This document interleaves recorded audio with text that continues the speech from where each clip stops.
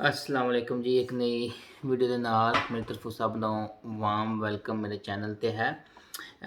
ਇੱਕ ਨਈ ਖਬਰ ਆਈ ਸੀ ਰੋਮਾਨੀਆ ਦੇ ਬਾਰੇ, ਮੈਂ ਸੋਚਿਆ ਤੁਹਾਡੇ ਸਭ ਨਾਲ ਸ਼ੇਅਰ ਕੀਤਾ ਜਾਏ ਕਿ ਨੈਕਸਟ ਈਅਰ ਅਗਲੇ ਸਾਲ 2023 ਦੇ ਵਿੱਚ ਰੋਮਾਨੀਅਨ ਗਵਰਨਮੈਂਟ ਨੇ ਐਲਾਨ ਕੀਤਾ ਹੈ ਕਿ ਉਹ ਤਕਰੀਬਨ 1 ਲੱਖ ਜਿਹੜਾ ਹੈ ਉਹ ਵਰਕਰ ਲੈ ਕੇ ਆਉਣਗੇ ਰੋਮਾਨੀਆ ਦੇ ਵਿੱਚ ਹੈ, ਕਿਉਂਕਿ ਰੋਮਾਨੀਆ ਦੇ ਵਿੱਚ ਵਰਕਰ ਦੀ ਬਹੁਤ ਜ਼ਿਆਦਾ ਸ਼ਾਰਟੇਜ ਹੋ ਗਈ ਹੈ ਔਰ ਤਕਰੀਬਨ 1 ਲੱਖ ਵਰਕਰ ਜਿਹੜਾ ਹੈ ਉਹ ਰੋਮਾਨੀਆ ਵਿੱਚ ਆਵੇਗਾ। ਠੀਕ ਹੈ ਜੀ।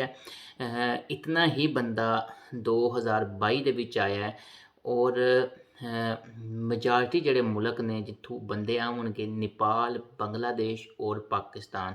ਪ੍ਰਾਇਰਟੀ ਨੇਪਾਲ ਔਰ ਬੰਗਲਾदेशी ਹੈ, ਨੇਪਾਲੀ ਔਰ ਬੰਗਲਾदेशी ਆਉਣਗੇ।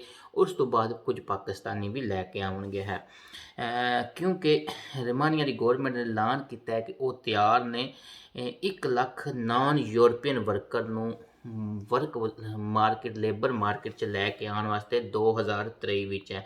ਇਹ ਇੱਕ ਬਹੁਤ ਬੜੀ ਅੱਛੀ ਖਬਰ ਹੈ, ਕਿਉਂਕਿ ਪਿਛਲੇ ਦਿਨਾਂ ਵਿੱਚ ਜਦੋਂ ਰੋਮਾਨੀਆ ਦਾ ਸ਼ਿੰਗਨ ਜ਼ੋਨ ਦੇ ਵਿੱਚ ਐਂਟਰੀ ਦਾ ਮਸਲਾ ਬਣਿਆ ਹੋਇਆ ਸੀ ਤੇ ਪਾਕਿਸਤਾਨ 'ਚ ਵੀ ਵਰਕ ਪਰਮਿਟ ਜਿਹੜੇ ਨੇ ਉਹ ਲੇਟ ਹੋਣਾ ਸ਼ੁਰੂ ਹੋ ਗਏ ਸੀ ਔਰ ਬੰਦਿਆਂ ਦੇ ਨਹੀਂ ਲੱਗ ਰਹੇ ਸੀ ਔਰ ਰੇਟ ਵੀ ਜ਼ਿਆਦਾ ਹੋ ਗਏ ਸੀ ਹੈ। ਲੇਕਿਨ ਹੁਣ ਹੋ ਸਕਦਾ ਕਿ ਰੇਟਾਂ ਵਿੱਚ ਵੀ ਥੋੜੀ ਕਮੀ ਆਵੇ ਔਰ ਬੰਦਿਆਂ ਦੇ ਕੰਮ ਵੀ ਹੋਣੇ ਜਲਦੀ ਸ਼ੁਰੂ ਹੋ ਜਾਣਗੇ ਹੈ।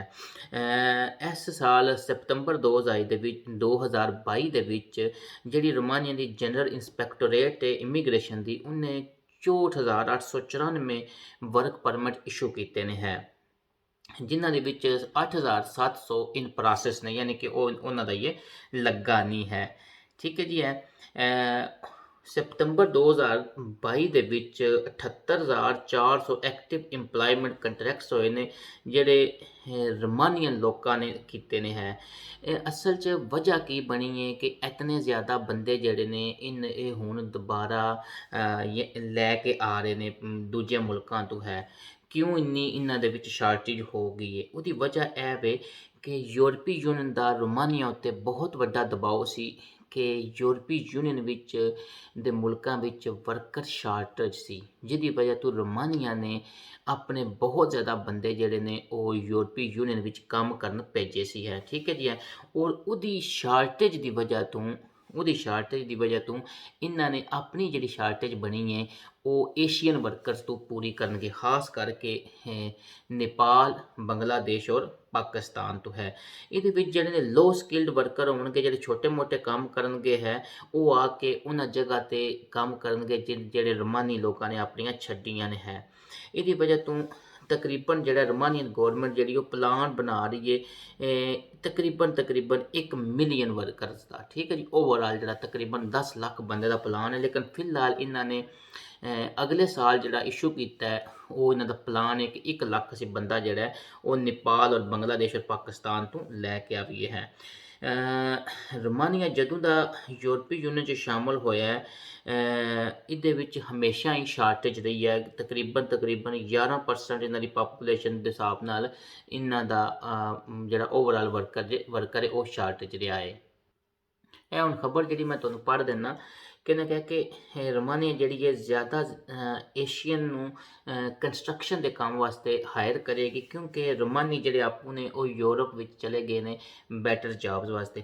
ਕਿਉਂਕਿ ਅਗਰ ਤੁਸੀਂ ਮੁਆਜ਼ਨਾ ਕਰੋ ਰੋਮਾਨੀਆ 'ਚ ਸੈਲਰੀਜ਼ ਦਾ ਔਰ ਬਾਕੀ ਯੂਰਪ ਤੇ ਬਾਕੀ ਰੋਮਾਨੀਆ 'ਚ ਲੋ ਨੇ ਹੈ, ਲੇਕਿਨ ਜਿਹੜੇ ਬੰਦੇ ਅੱਜ ਇਸ ਸਾਲ ਜਾਂ ਅਗਲੇ ਸਾਲ 'ਚ ਆ ਜਾਣਗੇ ਹੈ ਉਹ ਕੱਲ੍ਹ ਨੂੰ ਸ਼ਿੰਗਨ ਜ਼ੋਨ 'ਚ ਵੀ ਸ਼ਾਮਲ ਹੋ ਸਕਦੇ ਨੇ ਹੈ, ਕਿਉਂਕਿ ਰੋਮਾਨੀਆ ਨੇ ਵੀ ਬਲਾਕੇਜ ਲਾਏ ਅਸੀਂ ਹੈ ਸ਼ਿੰਗਨ ਜ਼ੋਨ ਦੇ ਵਿੱਚ ਇਹਨਾਂ ਦੀ ਐਂਟਰੀ ਦੀ ਵਜ੍ਹਾ ਤੋਂ ਵੀਜ਼ੇ ਓਵਰਆਲ ਨਹੀਂ ਕਰ ਰਹੇ ਸੀ। ਹੁਣ ਮਸਲਾ ਕੀ ਬਣ ਰਿਹਾ, ਤਕਰੀਬਨ 26.4% ਜਿਹੜੀਆਂ ਵੱਡੀਆਂ ਕੰਪਨੀਆਂ ਨੇ ਹੈ ਉਹ ਬੰਦੇ ਲੈ ਕੇ ਆ ਰਹੀਆਂ ਨੇ ਏਸ਼ੀਆ ਤੋਂ ਹੈ, ਖਾਸ ਕਰਕੇ ਨੇਪਾਲ, ਬੰਗਲਾदेश ਔਰ ਪਾਕਿਸਤਾਨ ਤੋਂ।